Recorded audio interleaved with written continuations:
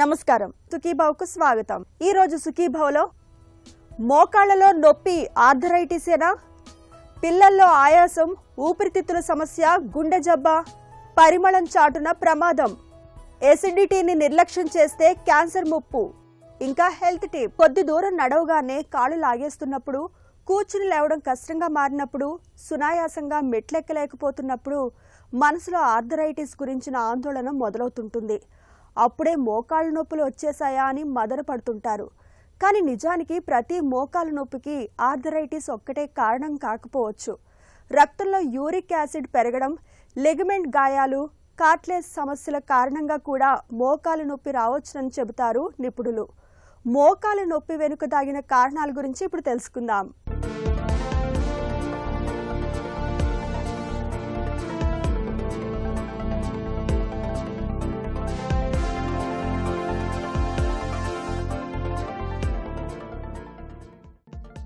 నడుస్తున్నప్పుడు, మెట్లు ఎక్కుతున్నప్పుడు మోకాల్లో ఏ కాస్త అసౌకర్యంగా, నొప్పిగా అనిపించినా చాలు, నాకప్పుడే ఆర్థరైటిస్ వచ్చేసిందా అని మనసులో భయం మొదలవుతుంటుంది.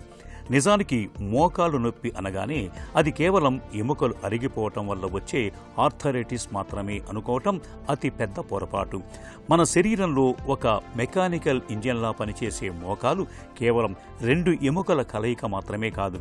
ఫీమర్ అనే తొడ ఎముక, టిబియా అనే మరో ఎముక, పటెల్లా అనే మోకాలు చెప్పులతో పాటు వీటిని పట్టి ఉంచే లిగమెంట్లు, కుషన్లా పనిచేసే మెనిస్కస్ కార్టిలేజ్, సైనోవియల్ ఫ్లూయిడ్ కలిసిన ఒక అద్భుతమైన నిర్మాణం. మోకాల్లో చిన్న నరం నలిగినా, లెగమెంటు సాగినా లేదా కార్టిలేజ్ దెబ్బతిన్నా తీవ్రమైన నొప్పి పుడుతుంది. యువకుల్లో, క్రీడాకారుల్లో వచ్చే మోకాలి నొప్పులకు ఆర్థరైటిస్ కాక ఏసీఎల్, ఎంసీఎల్ లిగమెంటు గాయాలు, మెనిస్కస్ టియర్స్, టెండినైటిస్ లేదా బుర్సిటిస్ వంటి సమస్యలే కారణంగా ఉంటాయి. కాబట్టి ప్రతి మోకాలు నొప్పి ఆర్థరైటిస్ కాదని చెబుతారు డాక్టర్లు. అన్ని మోకాళ్ళ నొప్పులు ఆర్థరైటిస్ కాదండి. జాయింట్ మూవ్మెంట్ రెస్ట్రిక్ట్ అవుతే దాన్ని మనం ఆర్థరైటిస్ అంటాం. మనం కామన్గా చూసేవి, రెగ్యులర్గా చూసేవి osteoarthritis, rheumatoid arthritis. Osteoarthritis అనేది వయసుతో వచ్చేవి. డీజనరేటివ్ ఆర్థరైటిస్ వయసు పెరుగుతున్న కొద్దీ ఆ జాయింట్ అనేది నేరో అయిపోయి, మూవ్మెంట్స్ అనేది రెస్ట్రిక్ట్ అయిపోయి వస్తూ ఉంటాయి. రెండో ఆర్థరైటిస్ ఏంటంటే రుమటాయిడ్ ఆర్థరైటిస్. ఇది చాలా రిలేటెడ్, కొద్దిగా యంగ్ పేషెంట్స్కి వస్తుంటుంది. యూజువల్గా ఫీమేల్స్కి ఎక్కువగా వస్తుంటుంది. ఈ రుమటాయిడ్ ఆర్థరైటిస్ అనేది యూజువల్గా మల్టిపుల్ జాయింట్స్ ఇన్వాల్వ్ అవుతుంది, సింగిల్ జాయింట్ కంటే కూడాను. ఒక రెస్ట్ తర్వాత వచ్చే నొప్పి ఆస్టియో ఆర్థరైటిస్.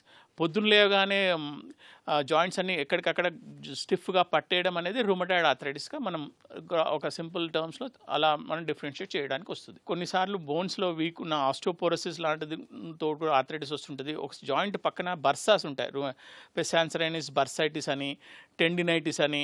మళ్ళీ కొద్దిమందికి కాండ్రోమలేసియా అంటాం, అంటే ఎక్కువగా మెట్లు ఎక్కడం దిగడము చేసిన వాళ్ళకి అది ముందు భాగాన కాండ్రోమలేసియా అంటే జాయింట్ ముందు భాగాన వచ్చేది కాండ్రోమలేసియా అంటాము. పెసాన్సరైనిస్ బర్సైటిస్ అనేది జాయింట్ కింద ఉంటుంది, జాయింట్ కింద నొప్పి ఉంటుంది. ఆర్థరైటిస్ యాసెస్ కొద్దిమందికి ముందు లోపల పక్కన ఉంటుంది, వెనక పక్క కూడా రావచ్చు. అది పొజిషన్ బట్టి ఎంతో కొంత ఏ పర్టికులర్ పాయింట్ ఎక్కడ నొప్పి ఉన్న దాన్ని బట్టి ప్రకారం ఎంతో కొంత మనం దాన్ని డిఫరెన్షియేట్ చేయడానికి వస్తుంది. మోకాల్లో నొప్పి ఎక్కడ వస్తుందనే దాన్ని బట్టి కొన్ని రకాల సమస్యల్ని అంచనా వేయచ్చు. మోకాలి ముందు భాగంలో, ముఖ్యంగా కూర్చుని లేచేటప్పుడు లేదా మెట్లు దిగేటప్పుడు నొప్పి ఉంటే అది మోకాలి చిప్ప వెనుక ఉండే కార్టిలేజ్ దెబ్బతినటం వల్ల వచ్చే పటెల్లో ఫీమోరల్ పెయిన్ సిండ్రోమ్ కావచ్చు. మోకాలి లోపలి వైపు లేదా పక్క భాగాల్లో నొప్పి ఉంటే మెనిస్కస్ చెరగటం లేదా వర్కౌట్లలో లిగమెంట్ స్ట్రెయిన్ కావటం కారణంగా ఉంటుంది.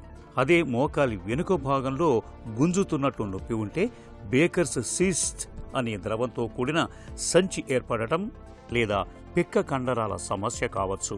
అయితే మోకాల్లో నొప్పిని తేలికగా తీసుకోకూడదు.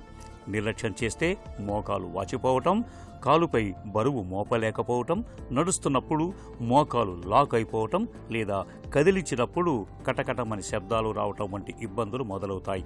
మోకాల్లో నొప్పి ఎంతకీ తగ్గనప్పుడు ఆర్థోపెడిక్ వైద్యుడిని సంప్రదించాలి. డిజిటల్ ఎక్స్రే, ఎంఆర్ఐ వంటి పరీక్షల సాయంతో మోకాలి భాగంలోని లిగమెంట్లు, కార్టిలేజ్ స్థితిని ఖచ్చితంగా తెలుసుకోవచ్చు. మోకాళ్ళ నొప్పికి ఫస్ట్ బేస్ లైన్ ఇన్వెస్టిగేషన్ ఒక standing AP and lateral view, అంటే నిలబడ్డప్పుడు మనం తీసే జాయింట్ లైన్ ఎక్స్రేనే మోకాళ్ళ ఆర్థరైటిస్ ఉందా లేదా అనేది మనం డెఫినెట్గా నిర్ధారణ చేసుకోవచ్చు. కొద్దిమందికి యంగర్ పేషెంట్స్కి అప్పుడు ఎక్స్రే తీసాము, జాయింట్ పెయిన్ ఉంది, నొప్పి తగ్గట్లేదు, అప్పుడు వాళ్ళకు మనం నెక్స్ట్ స్టేజ్ చేయాల్సిన ఎక్స్రే అంటే ఒక ఎంఆర్ఐ స్కాన్ చేస్తాం. ఎంఆర్ఐ స్కాన్లో ఏం తెలుస్తూ ఉంటుందంటే ఎంఆర్ఐ స్కాన్లో మనకు బోన్తో పాటు చుట్టుపక్కల ఉన్న లిగమెంట్స్ కానీ కార్టిలేజ్ కానీ ఇవన్నీ మనకు క్లియర్గా మనం ఎంఆర్ఐలో విజువలైజ్ చేయడానికి వస్తుంటుంది. వీళ్ళకి కామన్గా ఏం చూస్తుంటామంటే లిగమెంట్ ఇంజురీస్, ఓసారి ఆ ఏసిఎల్ అంటే యాంటీరియర్ క్రూషియేట్ లిగమెంట్ కానీ మెనిస్కల్ బోన్ మధ్యలో మెత్తటి వాషర్ ఉంటుంది, మెనిస్కే అంట, మెనిస్కల్ టేర్ లాంటివి ఉన్నా కూడా నొప్పి వస్తూ ఉంటుంది.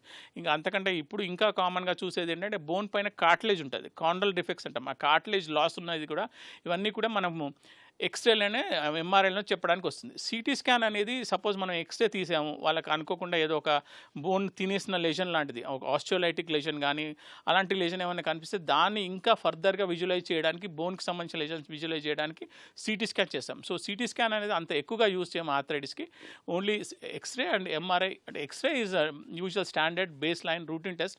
ఎక్స్రేలో కూడా తగ్గట్లేదు, if the patient is younger, older పేషెంట్స్కి ఎక్స్రేలు కనిపించేది, ఓల్డర్ పెద్దవాళ్ళకి ఎక్స్రేలో ఆర్థరైటిస్ ఉంటే ఇంకా నెక్స్ట్ ఎంఆర్ఐ అవసరం ఉండదు. మోకాల్లో నొప్పి సమస్యగా మారినప్పుడు చాలామంది విశ్రాంతిని ఒక పరిష్కారంగా భావిస్తూ ఉంటారు. అయితే నొప్పి ఉందని కదలకుండా విశ్రాంతి మాత్రమే తీసుకుంటూ కూర్చుంటే మోకాలి చుట్టూ ఉండే కండరాలు క్షీణించిపోతాయి. దీంతో నొప్పి రెట్టింపవుతుంది. మోకాలి నొప్పితో బాధపడేవారు రోజంతా బెడ్ రెస్ట్ తీసుకోవాలని అనుకోవటం అతి పెద్ద అపోహ. తీవ్రమైన వాపు ఉన్నప్పుడు మాత్రమే తాత్కాలిక విశ్రాంతి అవసరం. ఆ తర్వాత క్వాడ్రిసెప్స్, హమ్స్ట్రింగ్ కండరాలను బలోపేతం చేసి తేలికపాటి వ్యాయామాలు చేయటం మేలు. ఈత, నడక వంటివి నొప్పిని తగ్గించటంలో తోడ్పడతాయి. ఇక వైద్య రంగంలో వచ్చిన ఆధునిక చికిత్సలు మోకాలు నొప్పిని తగ్గించటంలో అద్భుతాలే చేస్తున్నాయి. రక్తంలోని ప్లేట్లెట్లను వేరు చేసి మోకాల్లోకి ఎక్కించే పీఆర్పీ థెరపీ, స్టెమ్ సెల్ థెరపీలు, కీలు కదలికను సులువు చేసే హేలురోనిక్ యాసిడ్ ఇంజెక్షన్లు ప్రారంభ దశలో ఉన్న మోకాళ్ళ నొప్పులకు, లెగమెంట్ గాయాలకు మంచి ఉపశమనాన్ని ఇస్తున్నాయి. ఇవి దెబ్బతిన్న కణజాలాన్ని సహజంగా పునరుద్ధరించడానికి ఎంతగానో దోహదపడతాయని చెబుతున్నారు డాక్టర్లు.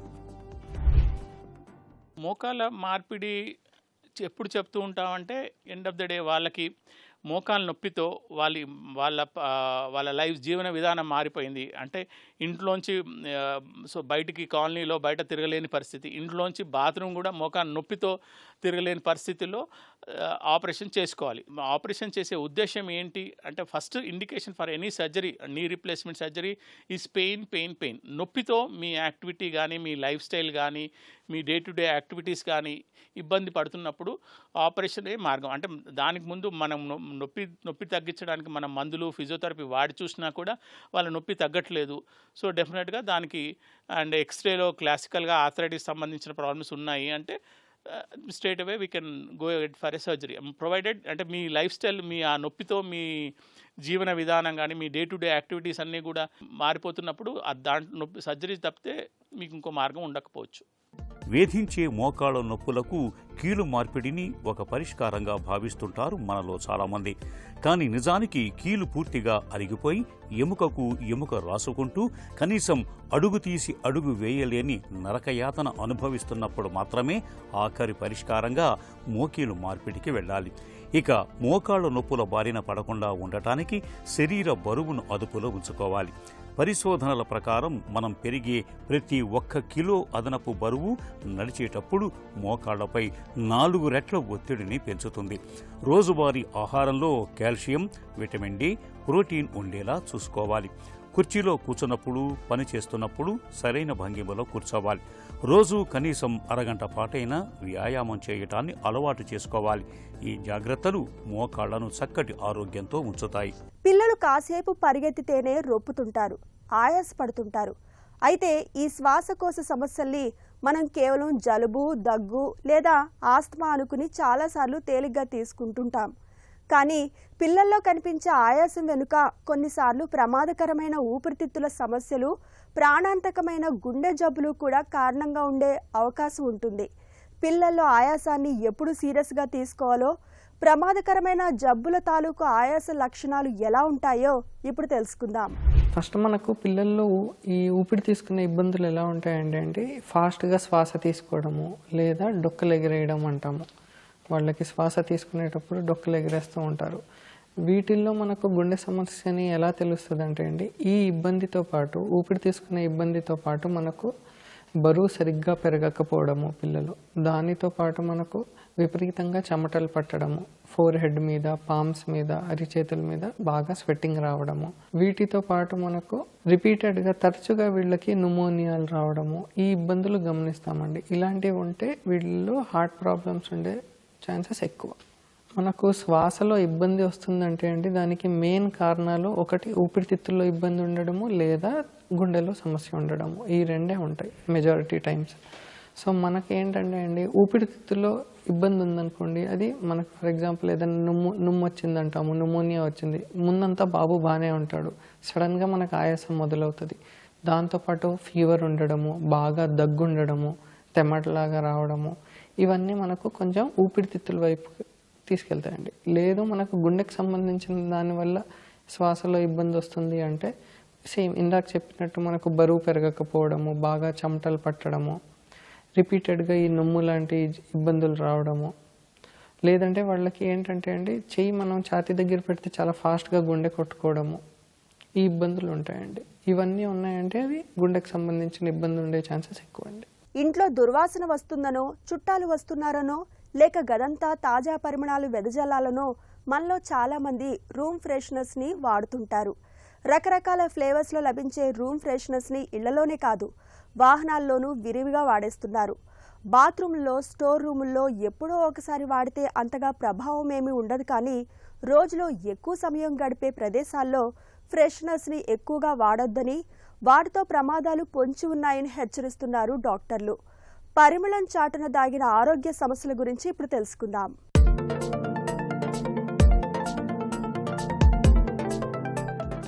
ఇంట్లోని గదుల్లో, ఆఫీసుల్లో సువాసనల్ని వెదజల్లడానికి వీలుగా ఇవాళ మనలో చాలా మంది కృత్రిమ పరిమళాలు వెదజల్లే రూమ్ ఫ్రెషనర్స్ ని వాడుతున్నారు. ఇవి తాత్కాలికంగా సుగంధం వెదజల్లినా దీర్ఘకాలం వాడితే వివిధ రకాల సమస్యలు తలెత్తుతాయని నిపుణులు హెచ్చరిస్తున్నారు. స్ప్రే చేసేందుకు బాటిల్స్, వెలిగించేందుకు కొవ్వొత్తులు, అగర్బత్తీలు, గది ఉష్ణోగ్రత వద్దే సువాసన వెదజల్లే శాచెట్స్, ఉండలు, గ్రాన్యూల్స్, స్టిక్కర్లుగా ఇలా మార్కెట్లో ఎన్నో రూపాల్లో లభ్యమవుతున్నాయి. ఇందులో స్ప్రే చేసేవి, వెలిగించే వాటితో పాటు అన్ని ఆరోగ్యానికి హాని చేసేవి. ఫ్రెషనర్స్ లో తాలెట్స్ రూపంలో అస్థిరమైన రసాయన సమ్మేళనాలు ఉంటాయి. ఈ తాలెట్స్ కావలసిన ఫ్లేవర్ వాసనను అంటిపెట్టుకుని ఎక్కువ సమయం సువాసన వచ్చేలా చేస్తాయి. వీటిని తరచూ వాడితే హార్మోన్ల అసమతుల్యత, సంతానోత్పత్తి సమస్యలు పెరుగుతాయి. చాలా ఫ్రెషనర్స్ లో మిథైల్ పారాబెన్, ప్రొఫైల్ పారాబెన్, ఫార్మాల్డిహైడ్లు వాడతారు. సుగంధం ఎక్కువ కాలం ఉండేందుకు ఇవి సహాయకారిగా ఉంటాయి. ఇవి ఏకంగా హార్మోన్లనే ప్రభావితం చేస్తాయి, పిల్లల ఆరోగ్యంపై ప్రభావం చూపుతాయి. రూమ్ ఫ్రెషనర్ డబ్బాలలో బ్యూటేన్, ఐసోబ్యూటేన్, ప్రోపేన్ అనే రసాయనాలను వాడతారు.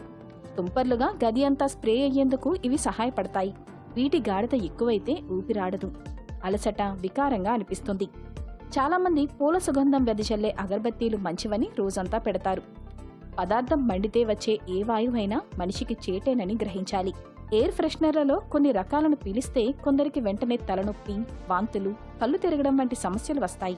దీనివల్ల దీర్ఘకాలిక శ్వాసకోశ సమస్యలు తలెత్తొచ్చు. ఎయిర్ ఫ్రెషనర్స్, రూమ్ ఫ్రెషనర్స్, అగర్బత్తీలు, టాయిలెట్ క్లీనర్లు ఏవైనా గాఢమైన వాసనను విడుదల చేస్తాయి. దీంతో ముక్కు కారడం, మండటం జరుగుతుంది. అయినా వాడేస్తుంటే ఊపిరితిత్తుల్లోకి గాలి వెళ్లే ప్రధాన మార్గంలో సమస్య వస్తుంది. ఛాతీ భాగం బిగుతుగా మారుతుంది. పిల్లి కూతలు, ఆయాసం వస్తాయి. ఇంట్లో కృత్రిమ సుగంధాలతో వచ్చే సమస్యలను ఇండోర్ ఎలర్జీలు అంటారు.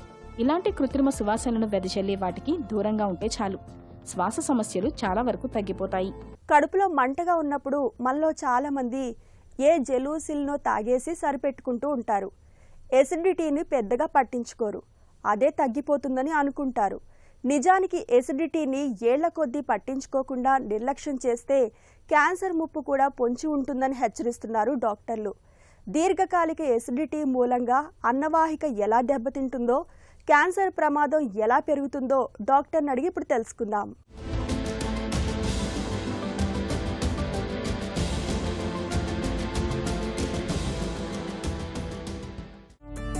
Acidity, gastric reflex, heart burn, వీటి మధ్య తేడా ఏంటి? అసిడిటీ అంటే ఏంటి? సో యాసిడ్ ఎక్కువ అవ్వడం లేదా యాసిడ్ని మన జీర్ణ వ్యవస్థ తట్టుకోలేకపోవడం, అంటే మన ప్రొటెక్షన్ తక్కువ అవ్వడం వల్ల మనకు వచ్చే సిమ్టమ్స్ని అసిడిటీ అంటాం. ఏముంటాయి సిమ్టమ్స్? యూజువల్గా మన పొత్తి కడుపులో పైన మంటగా ఉంటుంది, బ్లోటింగ్ ఉంటుంది, గ్యాస్ ఉంటుంది, ఎక్కువ బెల్చింగ్ లాగా ఉంటుంది, కొన్నిసార్లు అరుగుదల తక్కువ ఉన్నట్టు అనిపిస్తుంది. ఇది అసిడిటీ. రీఫ్లక్స్ అంటే స్టమక్లో ఉన్న, అంటే మన జీర్ణాశయంలో ఉన్న యాసిడ్ మన ఫుడ్ పైప్లోకి రావడాన్ని రీఫ్లక్స్ అంటాం. ఇది ఒక డిసీజ్ కండిషన్. దీనివల్ల మన ఛాతిలో మంట వస్తుంది. ఈ ఛాతి మంటని మనం హార్ట్ బర్న్ అంటాం. అయితే ముఖ్యంగా మనం ఒకటి వ్యత్యాసం తెలుసుకోవాల్సిన విషయం ఒకటి ఉంది. ఏంటంటే ఈ ఛాతి మంటని హార్ట్ పెయిన్ని డిఫరెన్షియేట్ చేయగలగాలి. ఈ ఛాతి మంట ముఖ్యంగా నైట్ టైంలో వస్తుంది. బట్ హార్ట్కి సంబంధించిన పెయిన్ వచ్చినప్పుడు ఛాతిలో పట్టేసినట్టుగా ఉండడం, లెఫ్ట్ సైడ్కి నొప్పి వెళ్తున్నట్టుగా ఉండడం, ఇంకా చెమటలు రావడం, గాలి ఆడకపోవడం లాంటివి ఉంటాయి. ఇలాంటివి ఉన్నప్పుడు మనం హార్ట్కి సంబంధించిన ప్రాబ్లంలా అనుకోవాలి, దాన్ని అసిడిటీ లాగా చూడకూడదు. ఎసిడిటీ రావడానికి ప్రధాన కారణాలేంటి? ఆహారం, ఊబకాయం, ధూమపానం, మద్యం వంటి అలవాట్లు ఎంతవరకు ప్రభావం చూపుతాయి? మనం తీసుకునే ఫుడ్ ముఖ్యంగా స్పైసెస్, మళ్ళీ హై సాల్టెడ్ డైట్, ఇంకా ఫ్రైడ్ ఐటమ్స్, ఆయిల్ ఐటమ్స్, ఇవన్నీ మన యాసిడ్ రూపొందించడాన్ని పెంపొందిస్తాయి. సో దీనివల్ల అసిడిటీ వస్తుంది. ఇక ఊబకాయం అంటే ఒబేసిటీ వల్ల పొట్టలో ప్రెషర్ పెరుగుతుంది. దీనివల్ల స్టమక్ మీద ప్రెషర్ ఏర్పడి ఈ స్టమక్ యాసిడ్ పైకి వచ్చి మన అన్నవాహికలో పుండ్లు ఏర్పడే పరిస్థితికి తీసుకురావచ్చు. దీన్ని రీఫ్లక్స్ అంటాం. సో ఊబకాయం వల్ల మనకి రీఫ్లక్స్ వస్తుంది, మన ఫుడ్ వల్ల అసిడిటీ పెరుగుతుంది. ఇంకా మన స్మోకింగ్, ఆల్కహాల్, ఈ రెండింటి వల్ల ఏమవుతుందంటే మన అన్నవాహిక మరియు జీర్ణాశయం మధ్యలో ఉన్న వాల్వ్ వీక్ అవ్వడం వల్ల రీఫ్లక్స్కి ఎక్కువ దోహదపడుతుంది. సో ఈ ధూమపానము, ఆల్కహాల్, ఇవి రెండు మన రీఫ్లక్స్ని పెంపొందిస్తాయి. ఎసిడిటీని నిర్లక్ష్యం చేస్తే ఆహార నాళంలో ఎలాంటి మార్పులు రావచ్చు? బ్యారెట్ ఈసోఫీగస్ అంటే ఏంటి? అప్పుడప్పుడు వచ్చే అసిడిటీ వల్ల ఎలాంటి ప్రమాదం ఉండదు. కానీ సంవత్సరాల తరబడి అసిడిటీ మనకు ఉన్నట్టయితే కొన్ని మార్పులు మన జీర్ణ వ్యవస్థలో వస్తాయి. అన్నాశయంలో ఈ అసిడిటీ వల్ల చిన్న చిన్న పుండ్లు ఏర్పడతాయి. ఈ పుండ్లు పగిలి పర్ఫొరేషన్స్కి దారితీయవచ్చు, లేదా ఈ పుండ్లు మానినప్పుడు ఒక స్కార్లా మారి మన ఫుడ్ని కిందికి పోనివ్వకుండా చేస్తాయి. సో దీన్ని ఏమంటామంటే గ్యాస్ట్రిక్ అవుట్లెట్ అబ్స్ట్రక్షన్ అంటాం. ఇది దానికి కారణం అవ్వచ్చు. ఇంకా కొన్నిసార్లు ఈ యాసిడ్ పైకి రీఫ్లక్స్ అయినప్పుడు మన ఈసోఫేగస్ అంటే అన్నవాహికలో చిన్న చిన్న పుండ్లు ఏర్పడము, వాటి నుంచి రక్తస్రావం కావడము, లేదా అవి పుండ్లు మారినప్పుడు ఒక స్ట్రిక్చర్లా మారడం కూడా ఉంటుంది. ఇంకా కొద్ది మందిలో ఈ రీఫ్లక్స్ వల్ల అన్నవాహికకు సంబంధించిన కణాలు రూపాంతరం చెంది బ్యారెట్ యూసోఫేగస్గా మారతాయి. ఈ బ్యారెట్ యూసోఫేగస్ అనేది ఒక ప్రీ క్యాన్సరస్ కండిషన్. ఎసిడిటీ వల్ల నిజంగా క్యాన్సర్ వచ్చే అవకాశం ఉందా? ఎవరికి ఆ ప్రమాదం ఎక్కువగా ఉంటుంది? ఎసిడిటీ వల్ల క్యాన్సర్ వస్తుందా అంటే అది అందరికీ రాదు. ఎసిడిటీ వల్ల క్యాన్సర్ రావడానికి చాలా సంవత్సరాల టైం పడుతుంది. సో అప్పుడప్పుడు వచ్చే ఎసిడిటీ వల్ల మనం భయపడాల్సిన అవసరం లేదు. మరి ఎలాంటి టైంలో క్యాన్సర్ వస్తుంది అనేది మనకి ఇప్పుడు ముఖ్యమైన ప్రశ్న. ఎసిడిటీ వల్ల బ్యారెట్ యూసోఫేగస్ అనేది వచ్చినప్పుడు ఈ బ్యారెట్ యూసోఫేగస్లో ఒక 5 to 10% లైఫ్ టైం రిస్క్ ఉంటుంది క్యాన్సర్ రావడానికి. అంటే అది చాలా చాలా తక్కువ. ఈ బ్యారెట్ యూసోఫేగస్ క్యాన్సర్ మారడానికి కూడా సంవత్సరాల పాటు తరబడి టైం అవసరం ఉంటుంది. సంవత్సరాల తరబడి మనకి అసిడిటీ ఉండి దానికి ప్రాపర్గా ట్రీట్మెంట్ తీసుకున్నప్పుడు క్యాన్సర్ వచ్చే ప్రమాదం ఉంటుంది. మింగడానికి ఇబ్బంది, బరువు తగ్గడం వంటి లక్షణాలు కనిపిస్తే వెంటనే ఏ పరీక్షలు చేయించుకోవాలి? ఎండోస్కోపీ ఎప్పుడు అవసరం? మింగడానికి ఇబ్బంది ఉన్నప్పుడు ముఖ్యంగా 2 కారణాలు ఉంటాయి. ఒకటి పెప్టిక్ స్ట్రిక్చర్స్ అంటాం. అంటే యాసిడ్ వల్ల మన అన్నవాహిక మూసుకుపోవడాన్ని పెప్టిక్ స్ట్రిక్చర్ అంటాం. ఇది అయి ఉండొచ్చు. లేదా లాంగ్ టర్మ్ యాసిడ్ రిఫ్లక్స్ వల్ల అక్కడ చిన్న కణుతులు అంటే క్యాన్సర్స్ వచ్చే ప్రమాదం ఉంది. సో ఈ రెండింటిని మనం డిఫరెన్షియేట్ చేయడానికి ఎండోస్కోపీ అనే ఒక టెస్ట్ చేసుకోవాలి. ఇదేముంటుందంటే ఒక కెమెరాని మనం అన్నవాహికలోకి పెట్టి చూస్తాం. దీంట్లో అక్కడ ట్యూమర్ ఉందా లేదా స్ట్రిక్చర్ ఉందా అర్థమవుతుంది. ఈ టెస్ట్ చేసిన సమయంలో ఫర్ ఎగ్జాంపుల్ స్ట్రిక్చర్ ఉన్నట్టయితే మనం జస్ట్ డైలేట్ చేయడం ద్వారా సరిపోతుంది. లేదు ట్యూమర్ ఉంటే బయాప్సిస్ తీసుకొని తర్వాత జరిగే మేనేజ్మెంట్కి దోహదపడుతుంది. ఎసిడిటీకి నెలల తరబడి యాంటాసిడ్ మాత్రలు వాడటం మంచిదేనా? అసిడిటీలో మనకి చాలా రకాల మందులు అవైలబుల్గా ఉన్నాయి.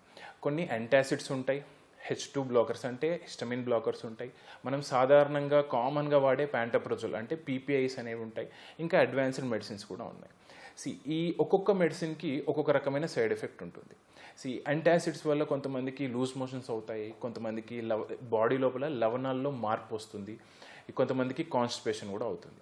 అదే మనం వాడే ప్యాంటప్రోజోల్ వల్ల యాసిడ్ లెవెల్స్ తగ్గడం వల్ల మన బాడీలో ఐరన్ మరియు కాల్షియం అబ్జార్ప్షన్స్ తగ్గుతాయి. సో దీనివల్ల ఐరన్ డెఫిషియన్సీ, కాల్షియం డెఫిషియన్సీ వచ్చే అవకాశం ఉంది.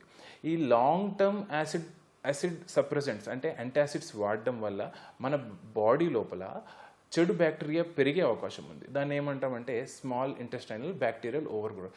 దీనివల్ల ఫ్లటులెన్స్ రావడము, పొట్ట ఉబ్బరంగా ఉండడము, పొట్టలో డిస్కంఫర్ట్, డిస్పెప్సియా కూడా ఉంటాయి. మందులతో తగ్గని ఎసిడిటీకి లాప్రోస్కోపిక్ లేదా రోబోటిక్ యాంటీ రిఫ్లెక్స్ సర్జరీ ఎప్పుడు అవసరమవుతుంది? యూజువల్గా అసిడిటీ అనేది ఇప్పుడున్న అడ్వాన్స్డ్ మెడిసిన్స్ వల్ల తగ్గుతుంది. సో మందులతో అసిడిటీ తగ్గలేదంటే దాన్ని మనం ఎవాల్యుయేట్ చేయాలి. ఎందుకంటే మందులతో తగ్గలేదు అన్నప్పుడు అది ఇంకా వేరే కారణం అయి ఉండొచ్చు. ఇంకా ఈసోఫేగస్కి సంబంధించిన మొటిలిటీ డిజార్డర్స్ అని కొన్ని ఉంటాయి, అవి ఉండే ఛాన్స్ ఉంది. లేదంటే కొన్నిసార్లు చిన్న చిన్న ట్యూమర్స్ ఉండే ఛాన్స్ ఉంది. సర్జరీ ఎలాంటి వరకు అవసరం ఉంటుందంటే ఈ రీఫ్లక్స్ ప్రాబ్లం ఎక్కువగా ఉండి, రీఫ్లక్స్ ప్రాబ్లంతో పాటు హయటల్ హెర్నియా అంటాం, అంటే అన్నవాహిక జీర్ణాశయం మధ్యలో ఉన్న వాల్వ్ లూజ్ అయిపోయి జీర్ణాశయం పైకి రావడాన్ని హయటల్ హెర్నియా అంటాం. ఇలాంటి వారికి సర్జరీ అవసరం ఉంటుంది. ఇలాంటి వాళ్ళు మనం యాంటీ రీఫ్లక్స్ సర్జరీ చేస్తాం. దీనివల్ల ఏమవుతుంది అంటే ఆ అన్నవాహికకి జీర్ణాశయంకి మధ్యలో ఉన్న వాల్వ్ని మనం రీస్టోరేషన్ చేయడం జరుగుతుంది. దీనివల్ల రీఫ్లక్స్ ఎపిసోడ్స్ తగ్గడం, ఈసోఫేగస్ లోపల పుండ్లు మారడం లాంటి జరుగుతుంది. అండ్ ఇది చేయడం ద్వారా కూడా బ్యారెట్స్ ఈసోఫేగస్ కూడా తగ్గుతుంది. క్యాన్సర్ ఇన్సిడెన్స్ బ్యారెట్స్ ఈసోఫేగస్ ఉంటే కొంచెం తగ్గే అవకాశం ఉంది. ఎసిడిటీతో బాధపడుతున్నప్పుడు ఏళ్ల కొద్దీ యాంటాసిడ్ మాత్రల్ని వాడడం సరికాదు. ఎసిడిటీ ఎంతకీ తగ్గకుండా మొండిగా మారినప్పుడు ఆలస్యం చేయకుండా వెంటనే డాక్టర్ని సంప్రదించి తగిన వైద్య సాయం పొందాలి. ఎసిడిటీ సమస్యగా మారకుండా ఉండేందుకు జీవనశైలి, ఆహారపు అలవాట్లలో తగిన జాగ్రత్తలు తీసుకోవాలి. ఒక చిన్న చిట్కా మీకోసం. రక్తంలో యూరిక్ యాసిడ్ పెరిగినప్పుడు కీళ్లలో తీవ్రమైన నొప్పి బాధిస్తుంటుంది. ఇలాంటప్పుడు తిప్పతీగ పొడిని 1/2 టీ స్పూన్ తీసుకుని సమాన పరిమాణంలో పాత బెల్లంతో కలిపి ఉదయాన్నే తీసుకోండి. తిప్పతీగ పొడి శరీరంలోని వ్యర్థాలను బయటికి పంపి కీళ్ల నొప్పుల నుంచి మంచి ఉపశమనాన్ని అందిస్తుంది.